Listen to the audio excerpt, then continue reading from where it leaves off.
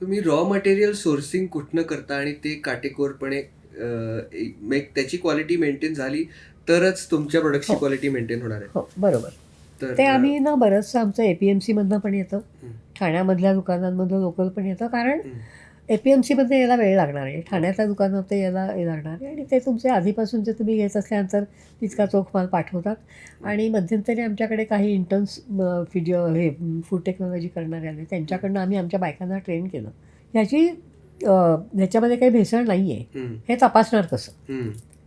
ते त्या बायकांना पण शिकवलं. आणि दुसरं थोडंसं आता आमच्याकडे आमची हेड जी आहे पूर्ण इन्चार्ज कुकिंगच्या ह्याची प्रोडक्शनची, ती आज माझ्याकडे गेली 20 वर्ष 25 वर्ष, म्हणजे मला 25 वर्ष झाली, तिला येऊन 22 वर्ष झाली, ओके.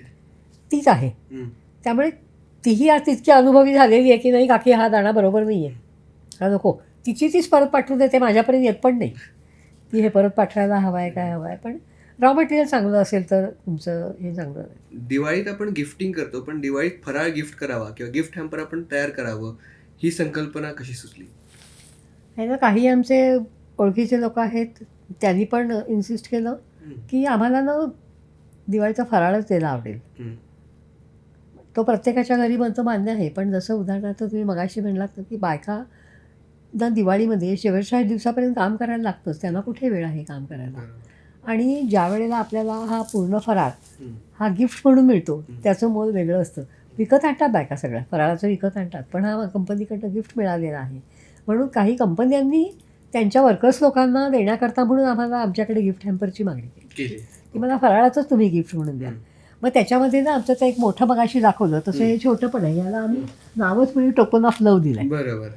की कंपनीच्या छोट्या आहे ना, म्हणजे छोट्या प्रमाणावरती द्यायचं टेस्टी असेल बाईट. त्याच्यासाठी एक token of token love of असं लव्ह. म्हणून होतं. करेक्ट. कारण मोठा मग त्या कंपन्यांच्या याच्याप्रमाणे जेवढं जसं त्यांना द्यायचं असेल त्याप्रमाणे द्यायचं. कारण काही जणं इकडून तिकडे आपल्या भावाला सुद्धा गिफ्ट पाठवायची, बरोबर. म्हणून बहीण भाऊजेची गिफ्ट आहे म्हणून तिकडे पाठवायची, रिटर्न गिफ्ट काय, भावाला इकडे फराळाला येता येत नाही, मग आमच्याकडचा फराळ ते तिकडे परदेशात पाठवतात, बरोबर. मग ते सुद्धा गिफ्ट हॅम्परच होतं, होतं. बहिणीकडनं भावाला मिळालेली गिफ्ट गिफ्ट. असं म्हणून.